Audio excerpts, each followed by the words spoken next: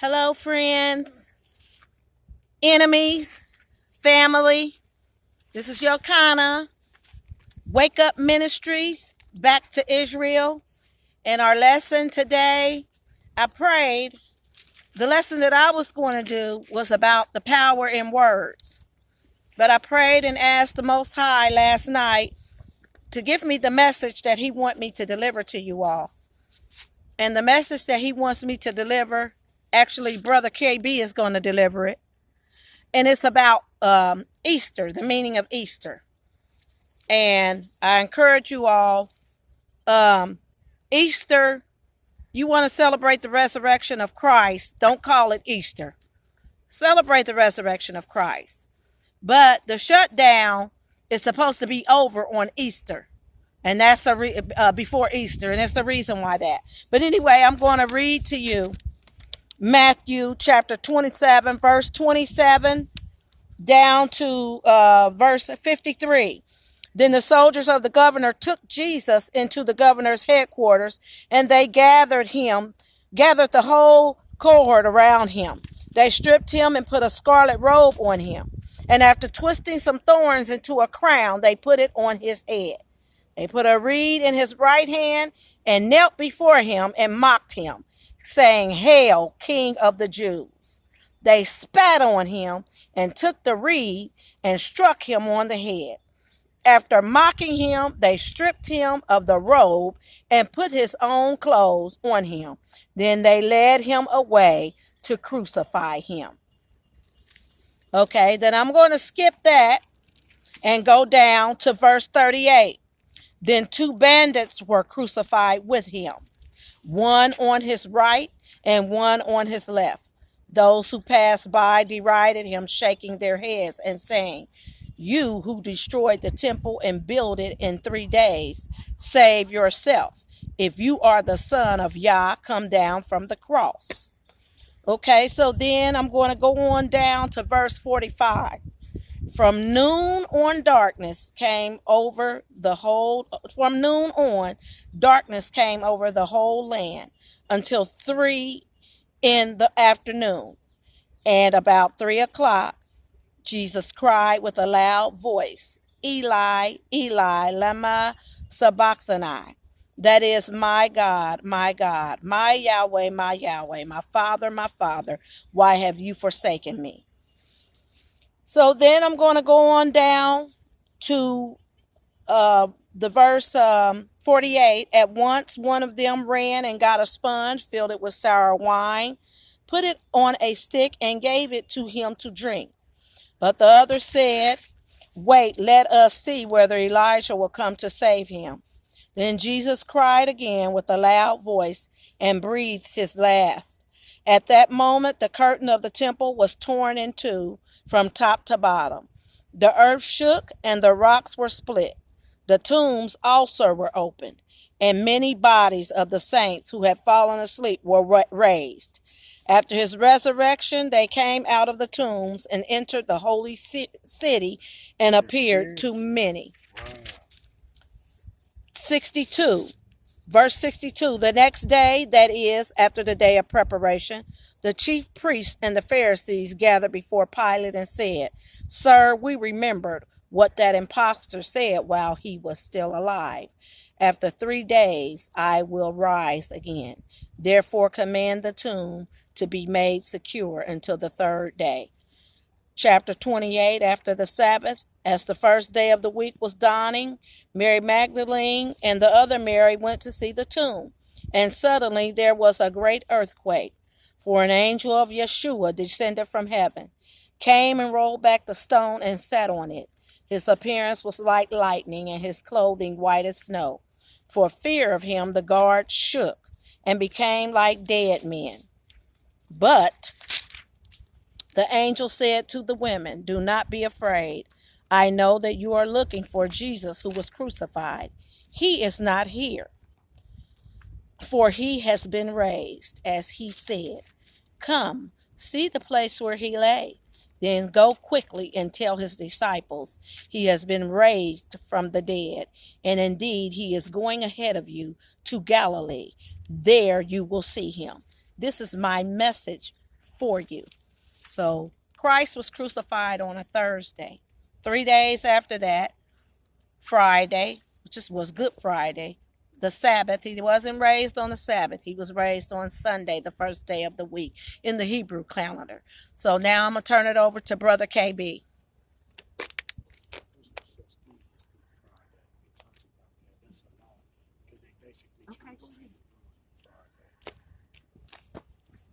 Okay. Before I get started, I want to read a couple of verses. And once again, everything that me and my mother do, we are spreading the message. We're not here to discourage nobody, none of that. We're here to only uplift and to get a message out of it. That's it. Thank you. Okay.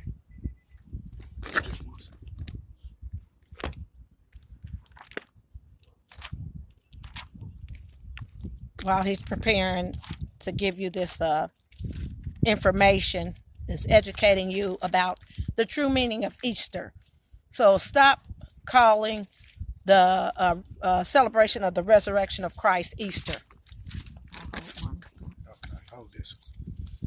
What's this? Deuteronomy chapter 12. 29, 32. 20. Okay. Deuteronomy chapter 12, verse 29 to 32 is where I'll be reading. Okay, verse 29. Once again, Deuteronomy chapter 12, verse 29 to 32 is what I'll be reading. When Yahweh, your father, shall cut off the nations before you, where you go to possess them, and you take their place and dwell in their land. Verse 30. Take heed to yourselves that you do not become ensnared by following them, after they are destroyed before you, and that you do not ask about their gods, saying, how do these nations serve their gods, that I may also do likewise? Verse 31. You shall not do so to Yahweh your father, for every abomination to Yahweh which he hates they have done to their gods, even their sons and their daughters they have burnt in a fire to their gods. Verse 32. Whatsoever thing that I command you, be careful to do it. You should not add to it, nor take away from it. You telling me about. Okay. And I read that verse. Okay. This is the definition of Easter. Easter, the most important and oldest festival of the Christian church. Celebrating the resurrection of Yahshua and held in the Western Church between March 25th and March 21st and April 25th, on the first Sunday after the first full moon following the northern equinox. Okay, before I go on, I want to read one more verse, and this is 2 Kings chapter 17. 17 and 13 to 2 Kings chapter 17, verse 13 to what? 17. Verse 13 to 17. Okay. And Yahweh testified against Israel and against Judah by the prophets, by all the seers, saying, turn from your evil ways and keep my commandments and my statutes, according to all the law which I command your fathers, and which I sent to you, my servants, the prophets. Verse 14. Nevertheless, they will not hear, but harden their necks, like the necks of their fathers, who did not believe in Yahweh their father. Verse 15. And they rejected his statutes and his covenant which he made with their fathers, and his warnings that he testified against them. And they went after vanity and became vain, and went after the nations around them, concerning who Yahweh had charged them not to do like them. Verse 16. And they left all the commandments of Yahweh their father, and made molten images, 2 calves for themselves, and they made a grove, and worshiped all the host of heaven, and served Baal. Verse 17. And they caused their sons and their daughters to pass through the fire, and they used divination and sorcery, and sold themselves to do evil in the sight of Yahweh, to provoke him to anger. Okay. And so what I want you all to know is that Easter is actually the celebration of the goddess Ashtaroth.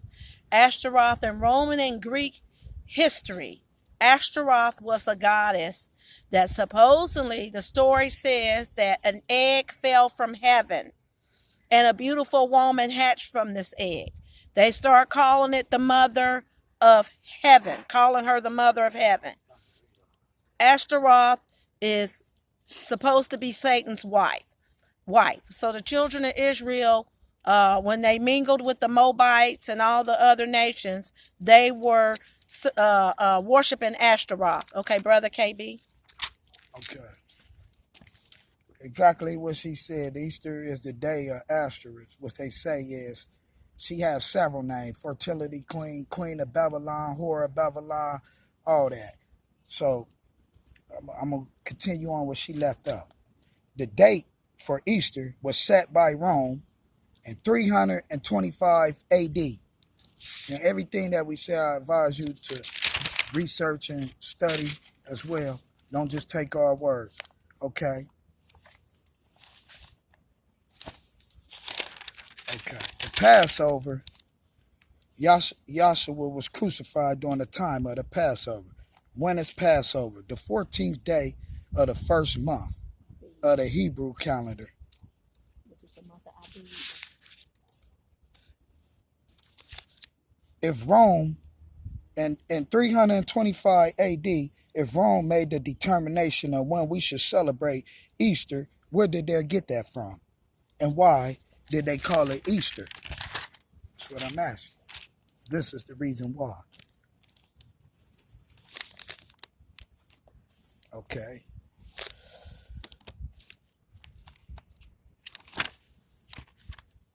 Oh, shit. Right here. I'm sorry, I ain't got my notes together, so I'm a little... So when they were calling it Easter... Okay. Here we go. Semiramis came to earth in a giant egg, had her baby, Tammuz, who is the sun god, reborn on the winter solstice. Tammuz's birthday is December 25th, and he was eaten by a wild boar.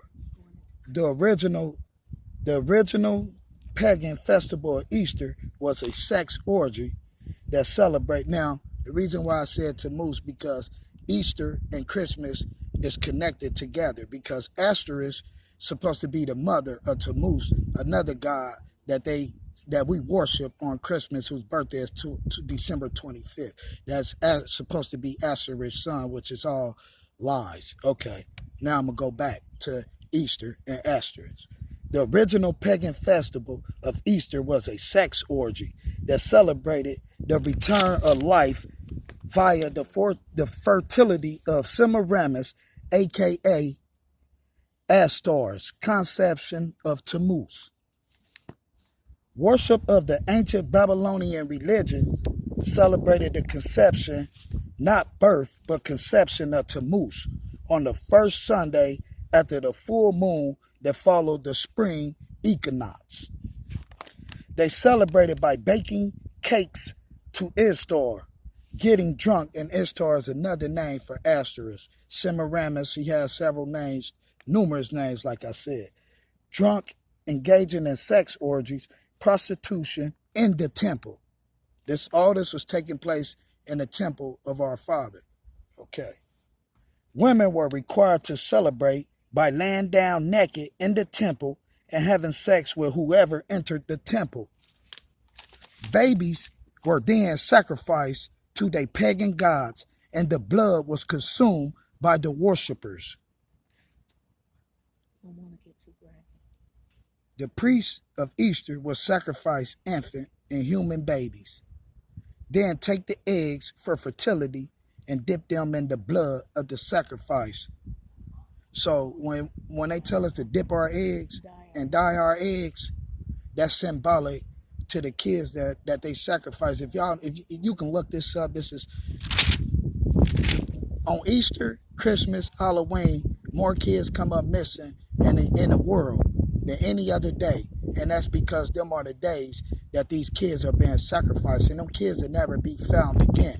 But when when they tell us to dye our eggs, that is symbolic to us taking the eggs and dipping them in the kids' bloods that were sacrificed.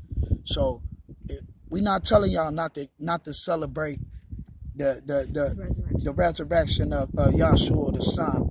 Just know the meaning of it, and know what you celebrating. The true meaning. It's not okay. I mean, it's not. I mean, it's okay to celebrate the resurrection of the Father, but don't celebrate Easter and do the pagan things that they tell us to do. And we don't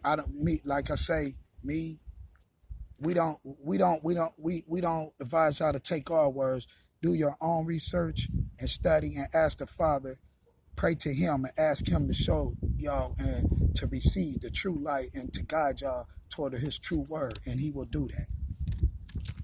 Okay, so what I wanted to tell you all is I prayed hard last night. I had a message for you all. As I said, I was going to do a message about the power of words and going up into the atmosphere. But I prayed hard, and I asked the Most High Yeshua to show me what He wanted me to tell you all. Give me the message that He wanted to tell you, wanted me to deliver to you all. So this morning, I actually forgot. When I woke up, I forgot, and I started thinking, and I prayed. I said, Yeshua, I need you to remind me what you wanted me to tell them. And then He reminded me. So anyway, the celebration, the symbolic meaning of hiding the eggs, Easter egg hunts, that was actually the children who were hiding from the Pharisees, the Sadducees, and the Romans, that from getting captured. They were hiding. So the symbolic meaning of hiding Easter eggs was actually those children hiding because they were capturing them and abducting them and sacrificing them to Ashtaroth. Now, I encourage you all to do your own research. Don't just take our word for it. Do your own research. The Spirit doesn't lie. The Spirit, Yahweh's Spirit doesn't lie. But what I wanted to encourage you all, there is a television sitcom on cable. I think it's Showtime. It's either Showtime or Stars. It's called American Gods. I encourage you to look at a couple of those episodes, and it'll show you Ashtaroth actually in this day and time. It'll show you Ashtaroth, a lady in a mansion, and she's running around and talking about go get the children, and they're celebrating Easter. But also, I encourage you to go to YouTube and look up these channels. Look up Pastor Stephen Darby Ministries. Rest in heaven, Pastor Stephen Darby. He was a powerful minister in Louisville, Kentucky. He passed away a couple of years ago. But look up his ministries, and he teaches about all of this. But I also want to give thanks and give credit to Brother Yerushalayim. Because of Brother Yerushalayim, we learned all of this stuff because of Brother Yerushalayim. We went to his channel. We were introduced to him probably about 4 or 5 years ago from my niece and her husband. Her husband's name is Tion. I don't want to mention her name, but they're Israelites, and they introduced us to Brother Yerushalayim. And we went on his page. He no longer does his channel, but look up all of his ministries. He goes into depth about Easter, about all the pagan holidays. Brother Yerushalayim, Pastor Stephen Darby Ministries, and also check out Dr. Alan Horvath, Horvath. Rest in heaven, Dr. Alan Horvath. He passed away last year in November. But please check out all of his ministries. So I believe I covered all of them. Dr. Alan Horvath. Pastor Stephen Darby, Brother Yerushalayim. You can find Brother Yerushalayim, but he's now Saint Michael, the god of aquaponics. He actually wrote a book about aquaponics. But anyway, look up all. I encourage you to do your research and go to all these YouTube channels. Go ahead, brother. And we're going to end with that. Thank you for listening. Yes, it's more to come with this because it's so much covering Easter. We have all the time to do the Father's work always. Never enough time to do His work. But it's a long series, so we coming back tomorrow with part 2 of that, and we're going to do 3 series. And we thank y'all. Like, share, and comment. And we're going to keep y'all coming with the Father's message. Thank y'all so much. Yes, and I encourage you to do something out of the ordinary. Now, they're expecting us to celebrate Easter the way we usually do. I happened to see on that television series, that Showtime or Star series, American Gods, I actually saw May Day. I never knew what May Day represented. I remember as a little girl, we used to celebrate May Day at Grace A. Green School, and I used to want to be one of the little girls that was on the pole with the colorful ribbon and with the colorful pastel dresses and ribbons in our hair, walking around this pole. But now I know why the Most High never allowed me to be selected as one of those little girls, because actually that was celebrating and representing and celebrating and paying homage to the idol goddess Ashtaroth. And Ashtaroth is mentioned a lot in the Bible. So do your own research, and I encourage you and challenge you to do something out of the ordinary. Don't celebrate the risen Christ resurrection as Easter or like you used to. Celebrate it in a different way. Get some palm leaves, some palm tree leaves from get some palms and get some candles. Yahweh is a consuming fire, and some olive oil, and cook some lamb and eat some unleavened bread. Eat a bowl of fruit. Celebrate it a different way. Don't celebrate it the way that the pagans do, and it's not Easter. So with that being said, I love you all. Yahweh bless you. Thank you for tuning in. Remember, like us on YouTube, comment, post a comment, subscribe, and share to everyone. Peace, love, and happiness. Yahweh bless.